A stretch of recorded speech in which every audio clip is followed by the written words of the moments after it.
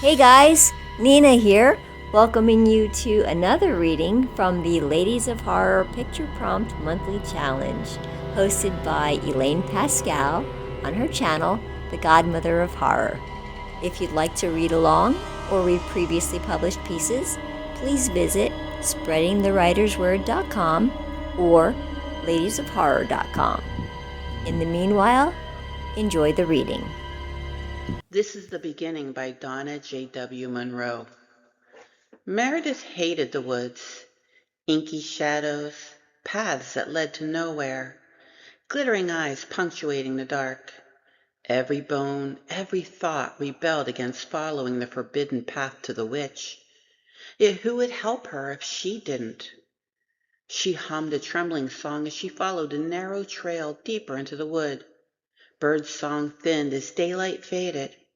As night fell, shifting leaves revealed pinprick stars, so bright Meredith thought she might touch them. It was all nature's vile magic. If only she could go back to paw and mow. She couldn't, though. Not with what she was carrying. The underbrush thickened on the sides of the trail, and mist rose from the roots of the trees, cold fingers touching her ankles. As she went, the bright gazes of night creatures watched her cross their territory. Foxes she'd thrown stones at when they'd stolen chickens chucked from their dens.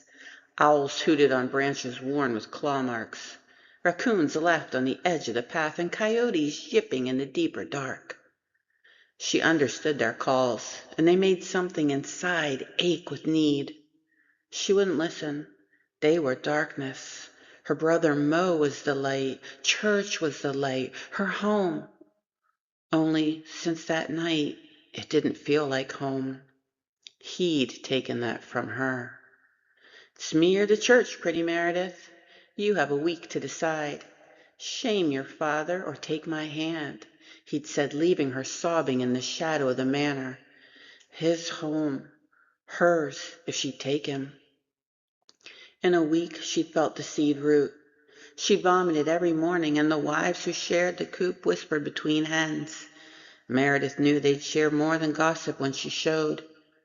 They'd share shame and blame with her if she'd give herself to the convent. At least there her punishment would be private. Meredith shook her head to drive the thoughts away. None of it meant a thing if she didn't stop the unwanted gift growing inside.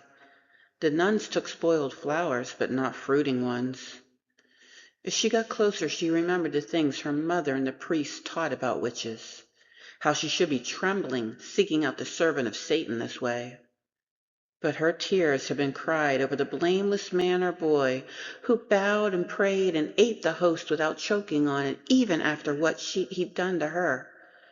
She only had tears for Papa and Mo. Only they deserved her worries. She'd go away and spend the rest of her life atoning, and Papa would understand. He'd never blame her. He'd sent her with the tax after all.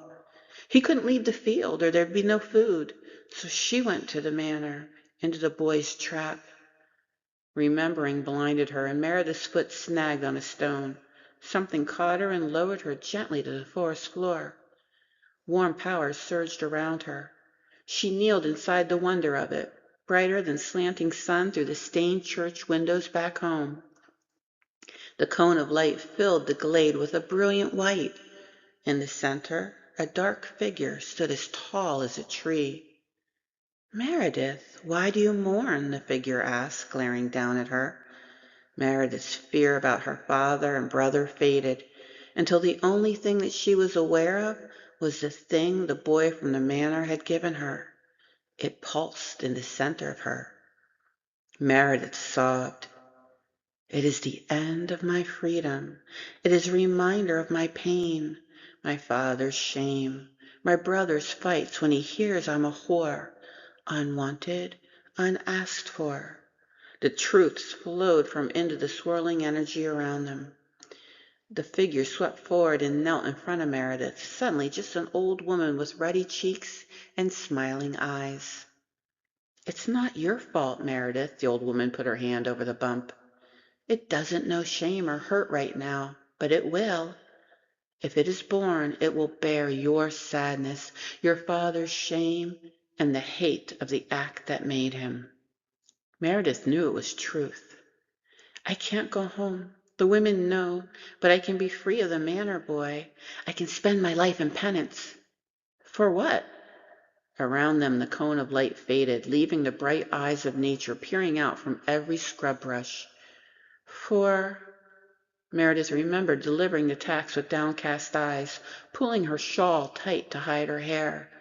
She was all the things the priest said a good woman was, humble, modest, and he still pulled her down into the chaff. He laughed as she fought. I don't know. The old woman pulled her up and tucked her into the warm folds of her cloak. Tea, and then if you still want to be free, I will do it. It'll hurt, but the babe will return to the goddess. You will heal. No child should be born of hate. No woman should be made to bear her attacker's seed. They walked to the woman's cottage. It was as tall as the old church, made of the boughs of trees, risen rocks with windows of crystal, and a roof of moss. The windows glowed with flickering light and the shadows of women inside. After, you can stay. Help us care for others. A convent without the punishment? A place where she would have value instead of stain? Meredith nodded and followed the woman inside to a room with a padded bed and a low stool. Will I go to hell? Meredith asked, gaze skimming the knives. If I die? The old woman chuckled and gave Meredith a gown and some sleeping willow to chew. As far as I can tell, you just left hell, child. We walk into a kinder future here.